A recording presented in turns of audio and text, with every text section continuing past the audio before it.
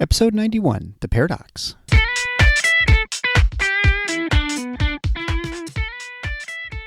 Welcome to The Paradox with your attending, Dr. Eric Larson. He is a practicing anesthesiologist and clinical assistant professor at Michigan State University College of Human Medicine. Listen in as he takes you behind the scenes of what practicing medicine in today's ever-changing world is like with another doctor. The Paradox is a fun and accidentally informative show for physicians, patients, or anyone who has ever found themselves in a waiting room.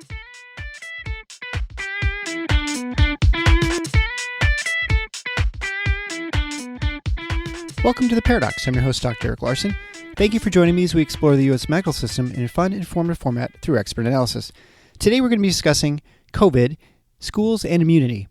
This is a topic which is, I think, becoming more pertinent as we come closer and closer to the school year. Also, more evidence is coming out about COVID and its patterns, infection rates, and immunity.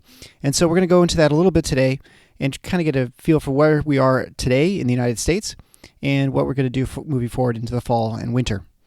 Before we get to that, I'd like to recommend that if you want to check out the show notes, you can find them at theparadox.com/091. There you can find links to some of the articles I'm going to cite, studies, and documents, especially with the American Academy of Pediatrics and their statement on going back to school. You can find all those, and those would be good resources for you moving forward. I'd also ask you, if you've not yet subscribed to the show, please be sure to hit the subscribe button in your favorite podcast player, wherever you listen to the show. Also, be sure to share it with your friends.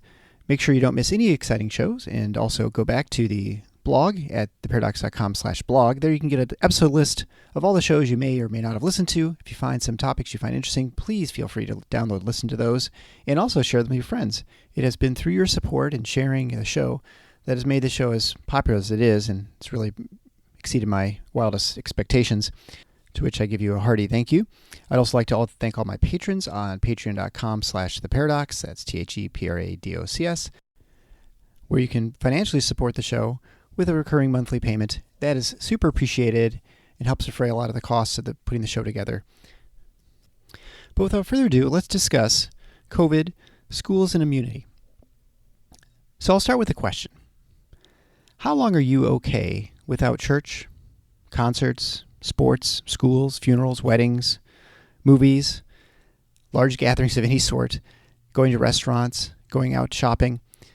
How long are you okay not doing those things? And I ask this question not as an accusatory manner or trying to denigrate someone's position, but I think it's just a good, thoughtful experiment to question, what is okay and not okay with you and with me? And I think everyone has a different level of what they are okay with. There are certain parts of life which we're totally fine not having in our lives anymore. For instance, if you don't follow sports, if sports disappeared, yeah, you're fine.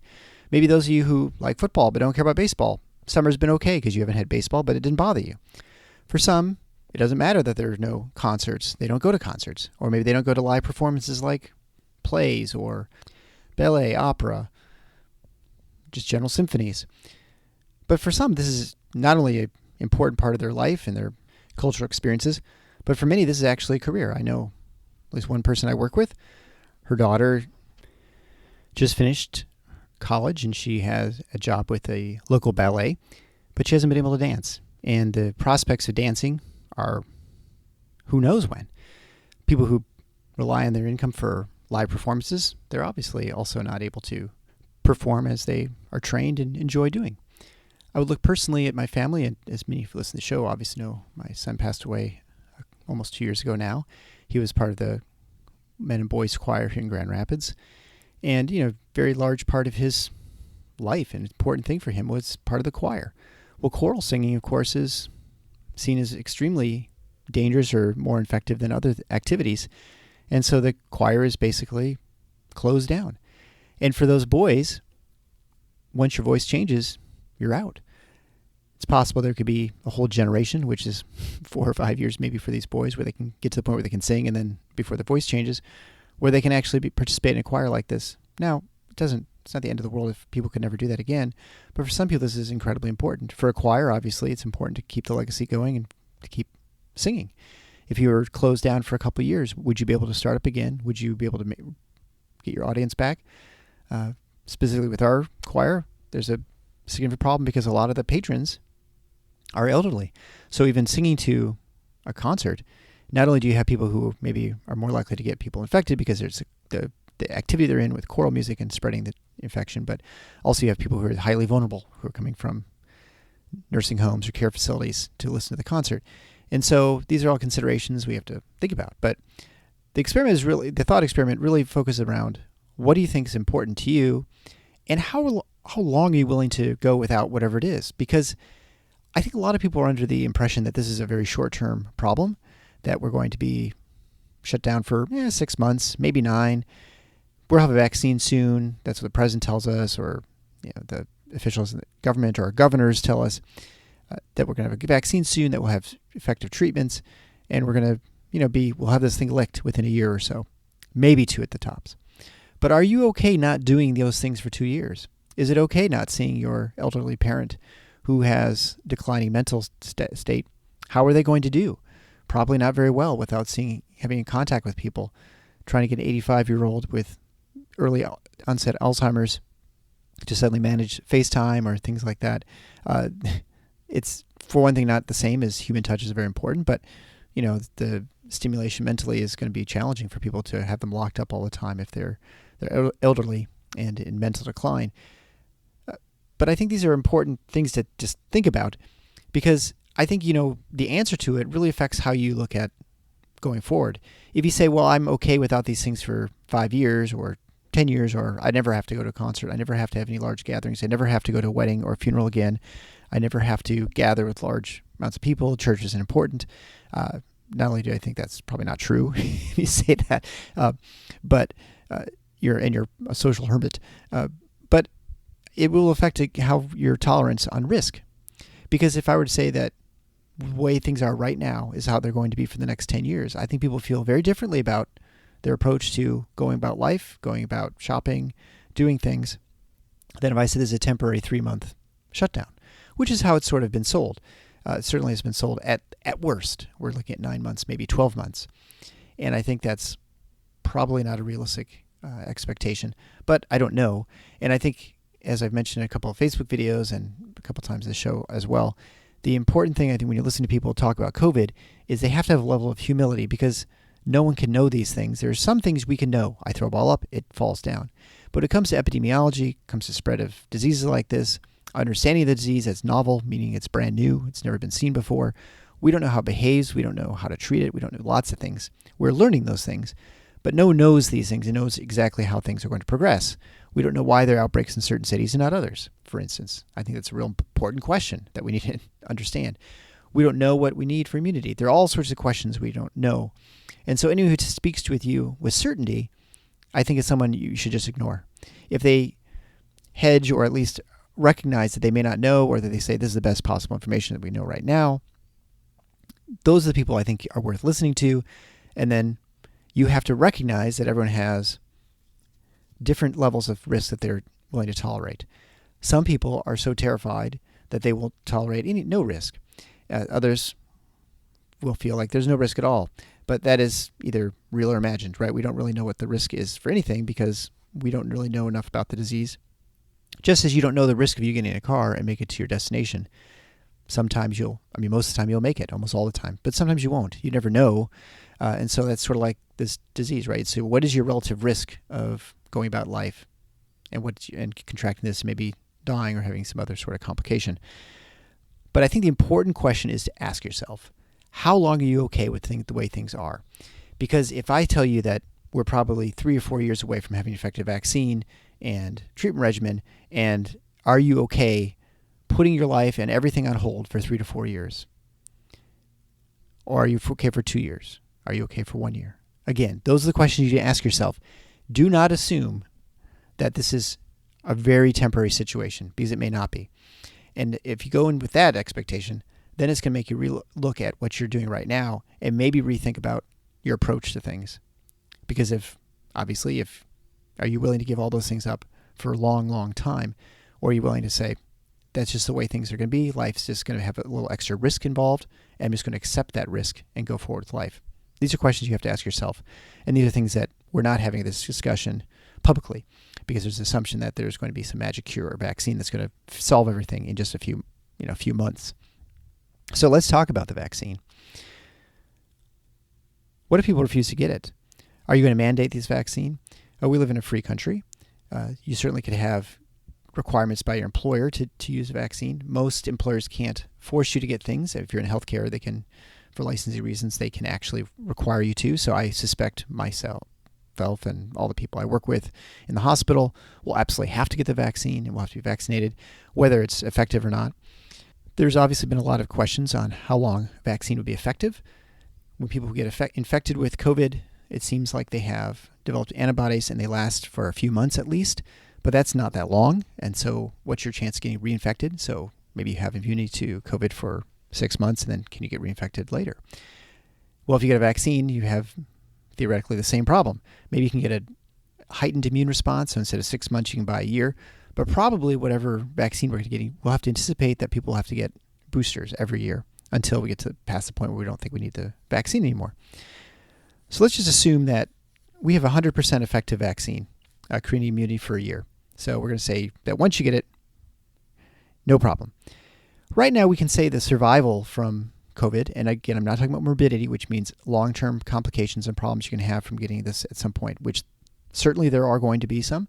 We don't know what they are. We don't know what percentages are, but we'll just take just death rate at the moment because that's kind of the one thing that we have. It's an endpoint we can sort of understand and at least measure a little bit more accurately than we can morbidity and problems that you might have long term, because those are even harder to sort of categorize what the cause was. But the survival rate is probably around 99.5%, maybe a little bit higher, maybe a little bit lower. So meaning the amount of people who pass away once they get infected is between 0.3 and 1%. We're not sure exactly where it is, but we'll just say it's 99.5%. Now we're going to do a little math here. So bear with me for a little bit. And I've worked the numbers a couple times, make sure they're right. Certainly feel free to email me if you find them wrong. We don't know what the overall infection rate is, like how many people are going to get infected with the disease. It looks like right now between 5 and 10% of the country has probably been exposed to coronavirus and has gotten it, whether they're symptomatic or asymptomatic. Again, really hard to know for sure. You look at antibody tests, you look at Tcell immunities, you look at people who have actually had positive infections. So we can guess it's between 5 and 10%. Let's just say 5% people get it every year. So if there's an infected rate is 5%, so your chance of getting coronavirus is 1 in 20. So out of 20 people, one person is going to get it. And we already said that your chance of dying from coronavirus was 1 in 200. So that means your chance of contracting COVID and dying is 1 in 4,000. So 4,000 people, one person out of that 4,000 is going to pass away. So to put that in perspective, because I think it's important to know what relative risk is, right? So you could say, is it really risky to drive a motorcycle 100 miles an hour down the road? Most people say, yes, sure it is. And you'd say, well, what is the risk of driving your car and or what's the risk of getting an airplane? Because you always hear this, right? Like, what's your chance of when you embark on a trip that you make it to your destination safely? Well, statistically, without a doubt, it's much safer to fly than it is to drive. And, although we hear about every single plane accident there is, generally, if it's not like a small private plane, our impression can be that the relative risk is actually worse. And so that's why people can be very frightened of flying, but totally comfortable driving, even though it's a much more dangerous activity. And the chance of dying in every mile traveled is much, much higher in a car, like by orders of magnitude, than it is in a plane. But our perception is not that. So it's important to know what the true risks of these things are. It doesn't mean that to minimize the death or the tragedy that occurs. It just gives you an idea of what is the overall risk.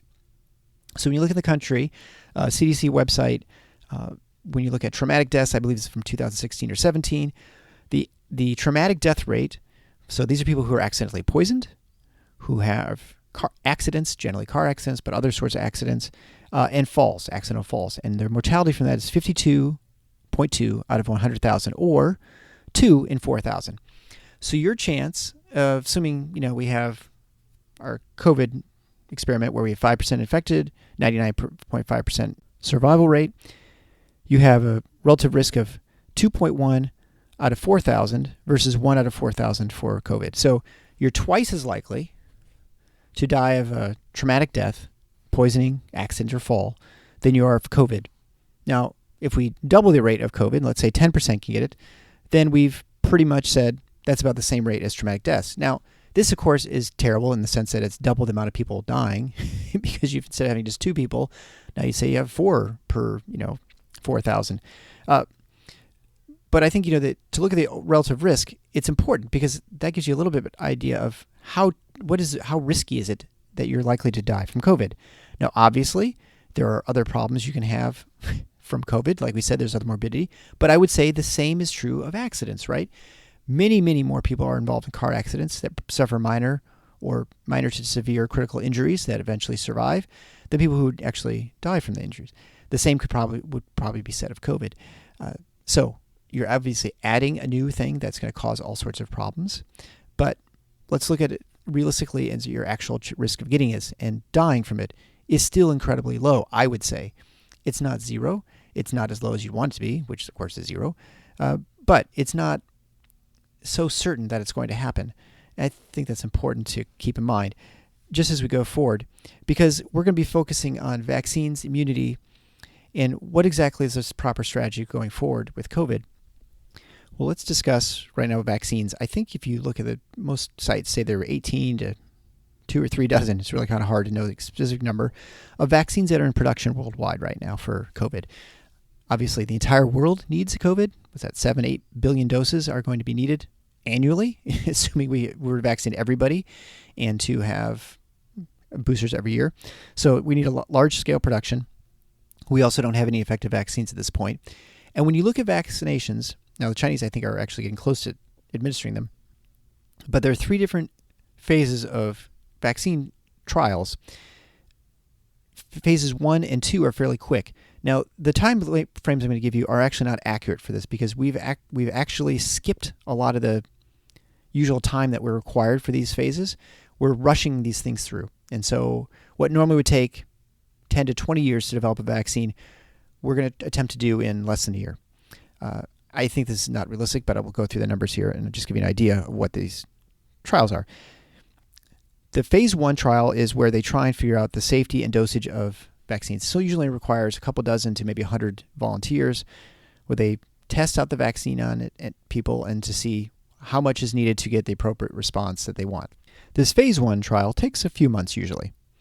We go to phase 2. Phase 2 usually requires a few hundred people, and it's looking for efficacy, meaning how effective the vaccine is, and for side effects, obvious side effects, right? If you suddenly have a lot of people with a problem, you know that you've got some problems with your vaccine. If you have, half the people get something, then you say, well, this is going to be something we're going to see a lot of. And then that takes usually months to a few years to get that done, months to 2 years. Phase 3 is the large part of this trial, and it's the slowest part of the development process. And this is the large thing, which once again looks at efficacy, how effective this vaccine is, but they also want to monitor adverse events. So outside of looking at obvious side effects, you're looking for things that might not occur right away. This requires a lot of people. It's hard to say exactly how many. Usually it's at least 300, but usually a few thousand people. But the hard thing about this is you actually need to have a control group, someone who gets placebo, meaning they don't get anything, and you have people who get the actual vaccine. And you need to see how people do with the vaccine and without the vaccine. So what does that mean? That means you have to have people who had COVID with the vaccine and people who had COVID without the vaccine, which means what? You need to have people who actually get COVID and get exposed and how effective they get over it or are infected. And this is not something that happens quickly. This is what takes many years because you have to basically have given someone a fake vaccine and to see if they get sick with whatever it is and what their outcomes are. And so it requires a fairly prevalent disease available. Now, you can imagine if you have someone like developing a vaccine like Ebola, where it's incredibly dangerous, it's hard to have people volunteer for this sort of thing. And especially when you have a disease that's not very prevalent, meaning it's not super, super common, it takes a while for everyone to get this. This is the part that's going to slow down a lot of these trials. And I think this is the part that people don't recognize it. It's going to take many months, if not at least a year, to get people who they have satisfactory phase 3 trial. Now, this can be rushed. You can just say we're going to kind of not worry so much about finishing this trial, or we're going to go ahead and start giving out the medications before then. China, it sounds like, I was reading that it sounds like they're basically going to give a vaccine and use their entire army, the Red Army, as the phase 3 trial. So they're going to give a bunch of them the vaccine and have a bunch not get vaccinated because they're, it's an authoritarian government. You can do what you want. And they'll just see how it works. And they'll give it to the rest of their population if it's effective. That's something we don't do in this country because we have informed consent and you have to be volunteered for these sorts of studies. So they will have to find people who volunteer to either get a placebo or actual vaccine and then see what happens. This is going to take a while. This is why I do not believe that we're going to have a vaccine in just a few months. I think it'll be available, but it's going to be available for this trial. And they've started the trial, but it's going to take a while to get enough people who have been infected, who are the placebo arm, to have any sort of idea of effectiveness for the vaccine. So I tend to believe that this is going to be kind of a slow step. So let's look one little step further now and go back a little bit to more math. And let's look at kids, because we're going to talk about schools, and I think vaccination and immunity is important here. The rate of death in kids is harder to know exactly. It's incredibly low from COVID. We're guessing between 1 to 2 per 100,000. That's the number of sources that estimate this. If you look at those who are over 80, it's probably about 7,800 per 100,000. So you have about a 7 to 8,000 times higher risk of death in contracting COVID if you're over the age of 80 versus someone who's a child. And children, we're going to say, are people who are like under 14 or so. So this means that your chance as a kid is super, super low for getting COVID. I mean, we said before, all comers, it's maybe 0.5% die from COVID, but kids is significantly less than that, which really means that the risk for kids is so low that you have to have an incredibly high safety factor for a vaccine. If you think about this, it makes sense, right? You don't want to have something that can cause side effects, it can cause anaphylaxis or sort of significant risk to death from a vaccine if you have something that is very unlikely to cause death, right? You don't want the medicine to be worse than the disease. To give you an idea, the general anaphylactic rate for vaccinations is incredibly low. It's about 1.3 per 1 million doses, or about 0.1 for 100,000. That gives you a safety factor of about 10. So if we said the death rate is 1 to 2 per 100,000 for kids, and the anaphylactic rate for kids would be 0.1, they're about 10 times more likely to have a death from a COVID than they are to have an anaphylactic reaction, which is a decent safety profile. But you realize it's kind of razor thin now at the point of, because those are things that people talk about. And if you have a couple people who mention that, they have kids who do, because if you think about how many kids we have in this country, you're going to have probably 10 anaphylactic reactions to the COVID vaccine. And that's not to say any of the other possibility of side effects that we don't know at this point. And we won't know for probably a good 12 to 24 months after the administration of the vaccine. The most prominent recent vaccine that had to be pulled was a rotavirus vaccine, not the current one, but the previous one, that was causing significant rates of intussusception, not massive amounts, but enough that it caused real problems, because having intussusception, which is basically the bowel that sort of gets pulled into itself and causes an obstruction in the pediatric population, requires surgery most often.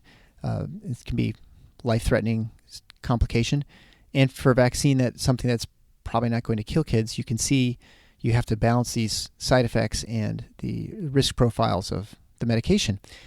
You start having a couple of those failures of vaccines, and now you're going to make people very hesitant to get any vaccine. So this is why I always say that I'm very concerned about pushing forward any sort of vaccine quickly, because there's the significant risk of having people lose confidence in any vaccine, which is not a good idea. It's not be a good outcome for us. And even looking at the side effect profiles of the vaccines, the one I read about in China, they had almost 50% of people had significant fevers after receiving administration of the vaccine, which fever is not the end of the world, but that has to be known, and people feel miserable for a little while. And anyway, those are just side effects, but those are things that we have to take into account and be ready for. But along those same lines, in the sense that we're talking about morbidity and the immunity, we're going to talk about briefly a couple studies that came out. There are actually two abstracts. One's from Sweden, which suggests significant Tcell immunity to COVID. Now, what does that really mean? Well, people will oftentimes be seronegative, which means they don't have any antibodies in their serum or their blood, basically. And so we'll say, oh, well, they've not been exposed to COVID. But it is possible that you can have either not produce antibodies and yet still have immunity. And this is because you have these T cells, which can hold a memory or some sort of recognition that when they see something that is foreign, they will recognize that and start producing antibodies and help starting the immune response to a disease. So this is why you can get things maybe twice, but the second time is usually more mild. I would suspect that with COVID, you start seeing people getting infected the second time, and they make this big deal like this is going to cause real problems, that people get it 2, 3, 4 times, and that is true. But every time you have it, you'll probably have a much reduced response to the point where you may be totally asymptomatic. I also suspect that because people have this T-cell immunity, that the other coronaviruses that are endemic, which there are 4 that are just now common colds that you and I can get, as well as adenoviruses and rhinoviruses, but the specific coronaviruses, that our T cells oftentimes will sort of semi-recognize the new novel COVID-19 that's out there, which provides some immunity to you. So that's why some people get really sick and some people don't get sick at all.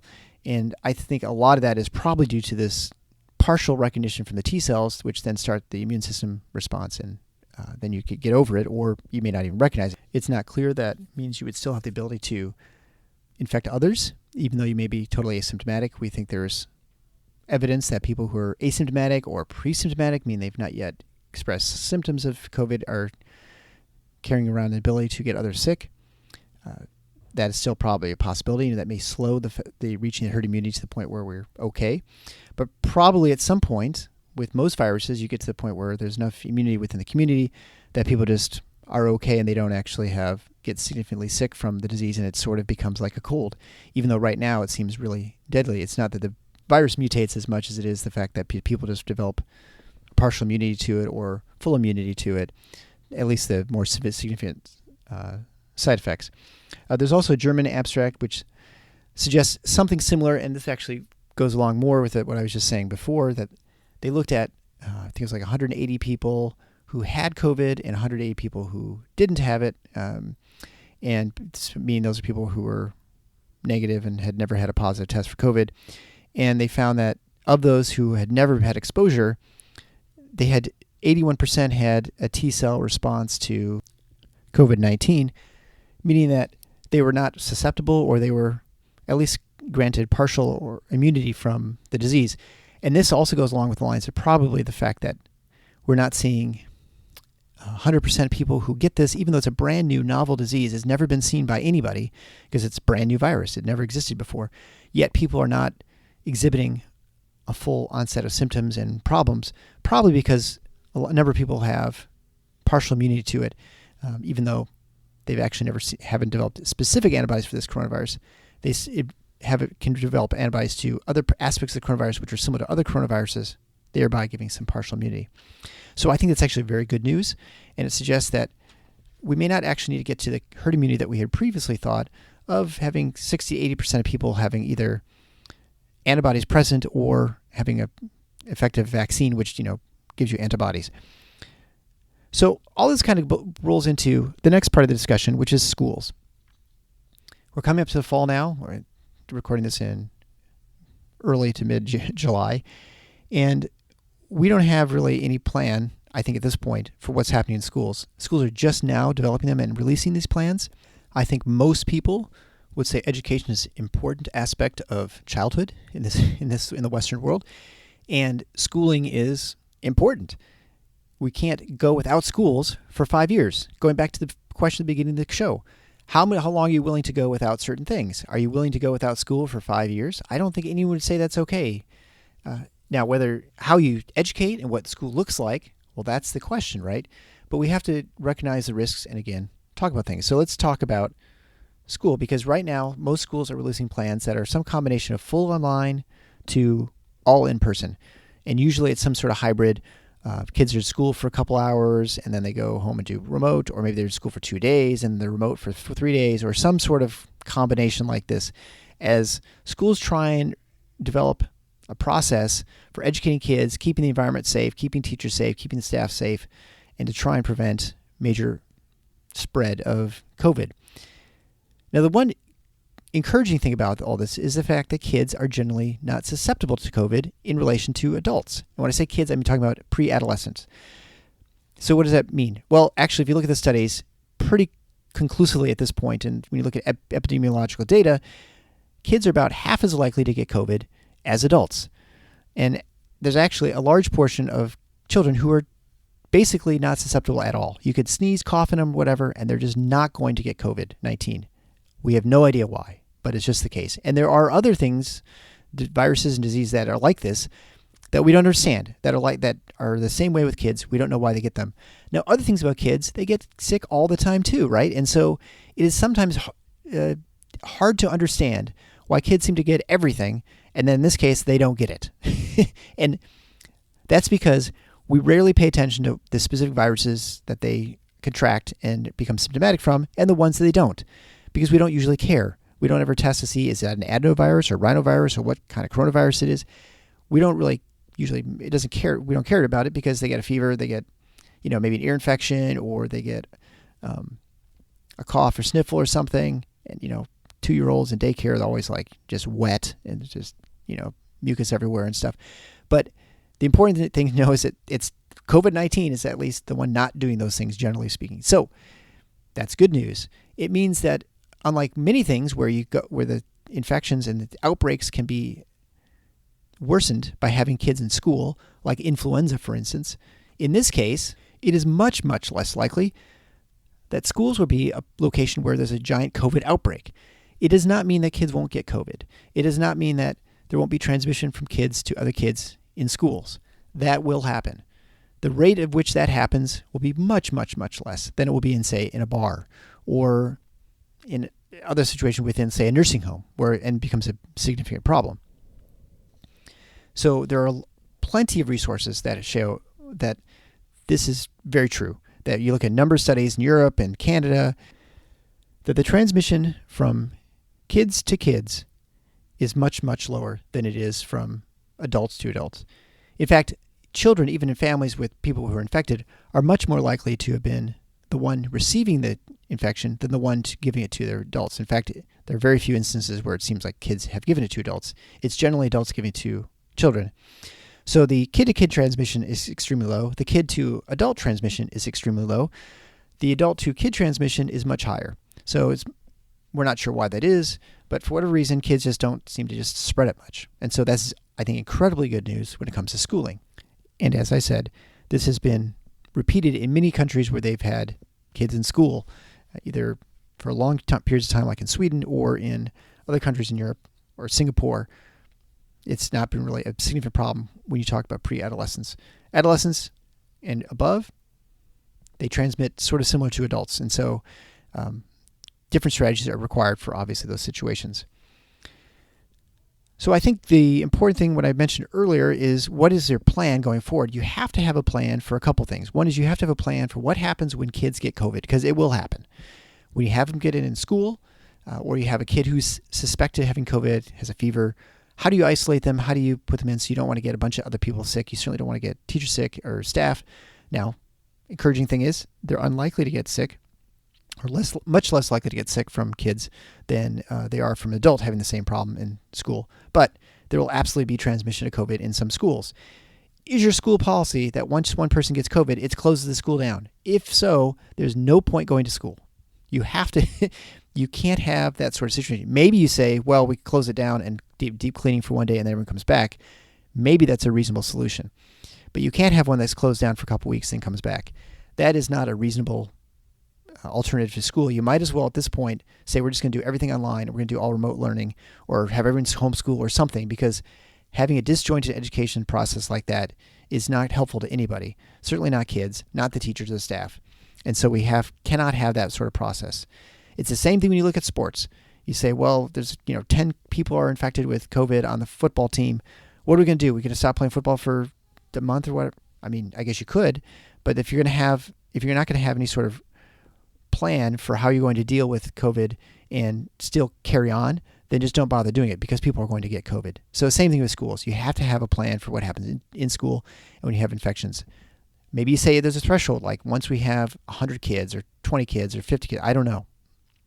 Then you say, those are the people we're going to have, then we're going to have to close the school down. Maybe we have contact tracing, so all the kids in that class or the classroom, they'll have to be tested or something. I don't know the right answer, but I would say the best guidelines I've seen are the American Academy of Pediatrics, which is generally a very extremely safety conscious professional organization, to the point that I think it's sort of ridiculous in many of their calls to action. However, I would say their COVID response is very sensible. It is very much pro-kid, pro-getting these kids back to school and educating them, because they see there's tremendous importance to having kids get an education and to go to school. And so we have to have a reasonable plan that takes into account all the best information we have, which, again, we don't know all the information, probably never will, but we have very good ideas of where kids are most susceptible, where staff is most susceptible, and how do we have a way of getting through school in person, which is much more important than having just online. Yes, you can do all online schooling, but there's so much more to school than just being on the computer and learning facts and learning how to read. There's a lot more to school. There's social aspects, etc. And, even if you said, well, homeschool, they don't go to school. Homeschool kids, generally speaking, are very social. They're out and about the community. They're doing other things. And so that they're getting their social aspect, sort of the other sort of socialization in a different way than kids are in the public schools or private schools, but they're still getting some socialization. And so it's not really any different, except that the way you're doing it is different. Bottom line is, you have to have kids in school or getting out and out in the community. They cannot be holed up in a cell, for a 6x6 cell, just staring at a computer screen and expecting that that's going to be an adequate education, especially when you have so many in the community who are not capable of getting the access to the equipment and computers, whatever that they need, internet. They don't have the time. They don't have a workspace where they can actually concentrate. Those kids can be at a massive disadvantage, and those are things we have to take into account. That's why we have to do everything we can, I think, to have kids in school. And so the AAP has really some really good guidelines. Just briefly, here are a couple things they have. I would recommend you go to the show notes, paradox.com/091. There you can get a link to the AAP, or you can certainly Google AAP back to school guidelines. So they recommend that you have 3 feet, 6 foot rule. So if you have kids with masks, they can be 3 feet apart. They do not have to be 6 feet apart. The rule for 6 feet is if you do not have masks on. So our assumption is, if your kids are older, and the AAP recommends any kid 6th grade or above, absolutely 100% can wear a mask all day long. There's no reason they can't. There's every good reason to think that mask wearing prevents you from infecting other people if you happen to be infected. So you just have to have your mask on, and because you're in tight quarters. So you can sit kids 3 feet apart, which is pretty reasonable within a classroom, and have masks on. You have them have it all the times. Obviously, when they're eating, you do as much eating in large open spaces as possible, outside if possible. It's obviously not possible in many places, but as much as you can do that, you should try and do that to prevent spread of infection. It's important to have full-time school. Kids who are under 6th grade obviously don't have to wear masks all the time. You encourage the mask wearage. They say don't even bother when you're under 5 or 6. There's just no point to trying to keep that going.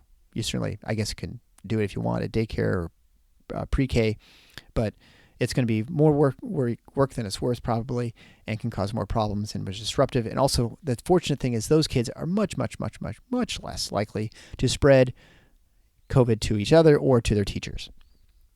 The highest risk is, of course, the teachers. There are some teachers who will have to try and find alternative methods of wearing a mask. They will all have to wear masks because they are much more likely to get kids sick. They are the threat coming into the school. It is not the kids. So the teachers have to protect each other. So they need to wear masks, and they probably need to close the teacher's lounge. And that's a reasonable alternative so they don't congregate teachers. The teachers have to have masks, and probably if there's some way of making masks that are transparent, because a lot of important things for the kids from learning is they actually have to see mouths moving, and that helps them learning with comprehension. So these are just creative solutions people have to come up with. But the other things obviously would be to limit class moving, so you have as much limited movement going out about in the hallways. Maybe you have teachers rotate as opposed to having the students rotate. where possible. Obviously, with certain classes and the way you do things, that's going to be more challenging. But these are things you want to do everything you can to make it less likely that you have massive outbreaks in your school and that you are more successful in pulling off an in-person school year. Because if you have to go remote, even partially through the school year, I think most people, at least most people I've spoken to, were very disappointed in the remote learning that their kids had experienced in the last few months of the school year. Now, I don't begrudge anyone the school system because they didn't plan on that. It was not even even 2 weeks before it happened. No one really knew that was going to happen.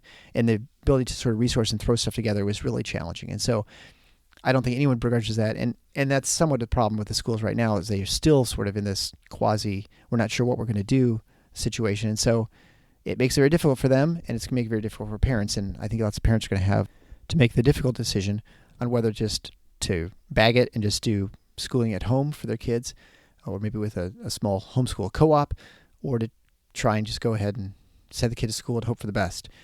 Because schools, as we know from our economy and two-worker households, it makes it very complicated to try and have a kid home all the time, especially with certain ages when they're younger.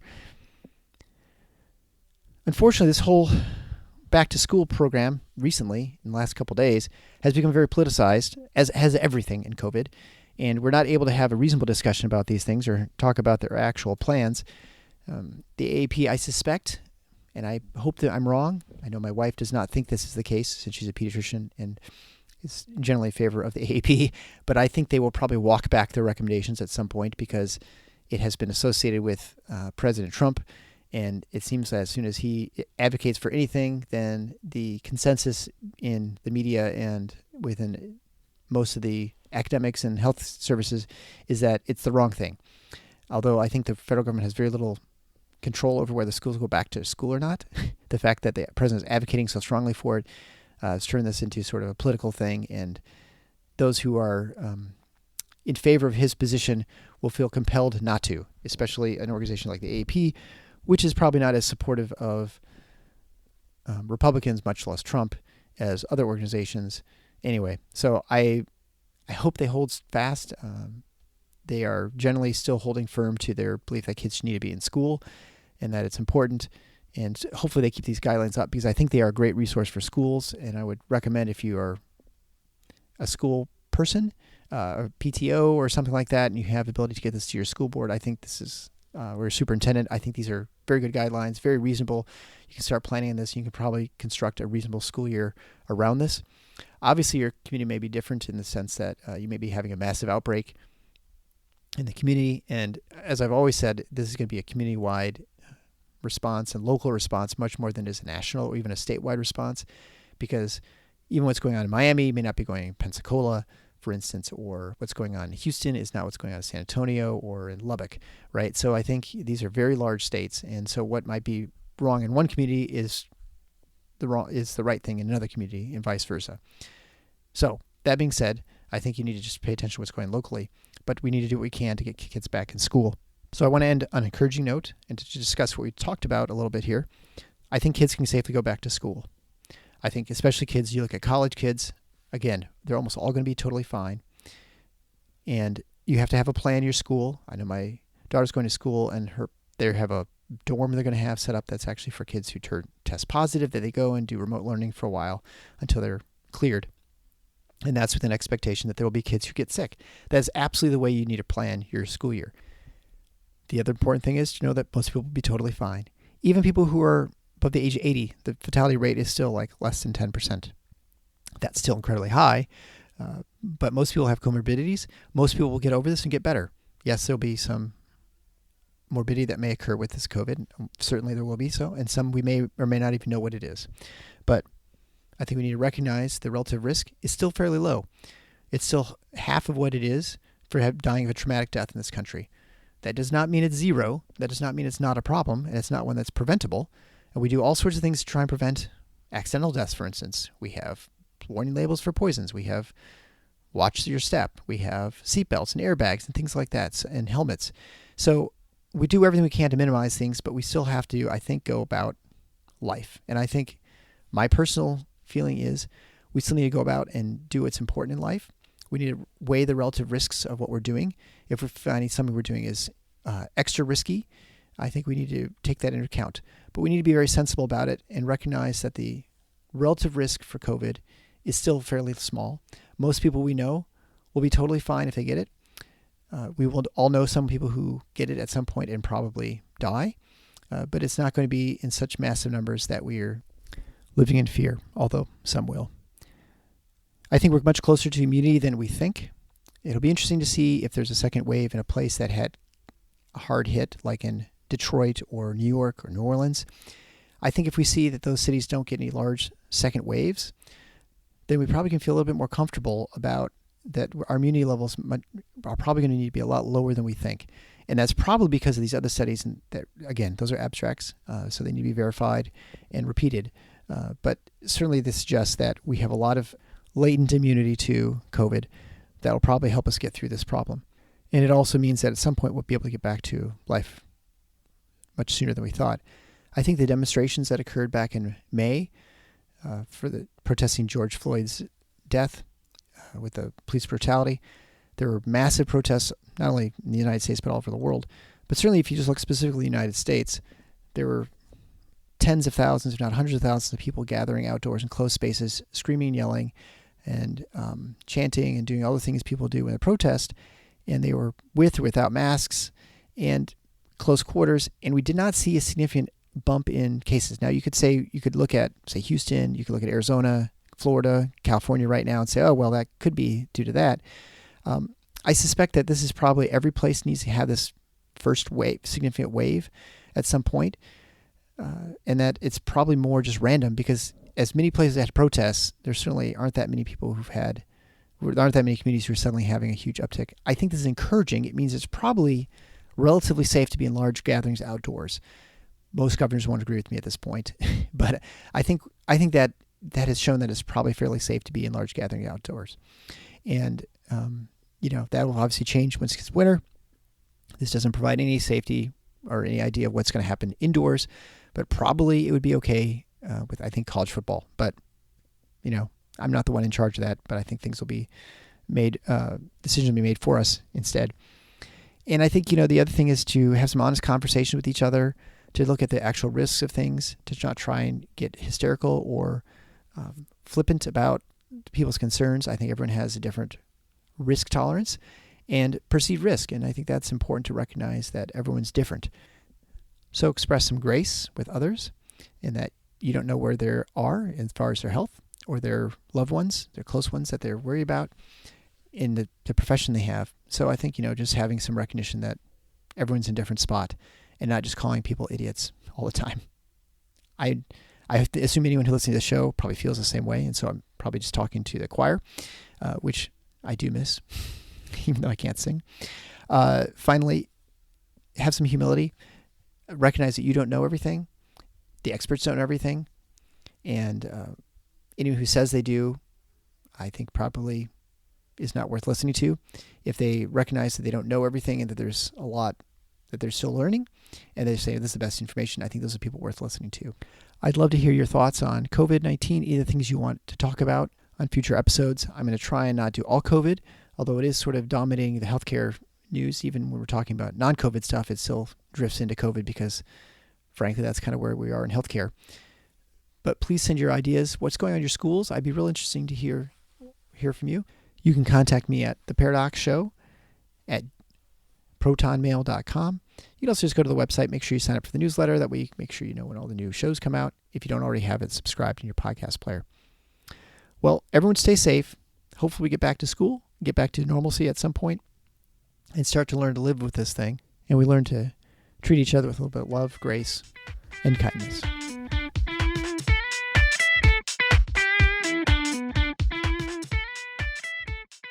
Thanks for listening to The Paradox.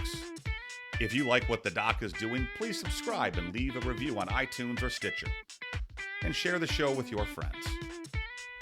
Become a supporting listener to get access to special bonuses at patreon.com/theparadox. Show notes can be found at theparadox.com.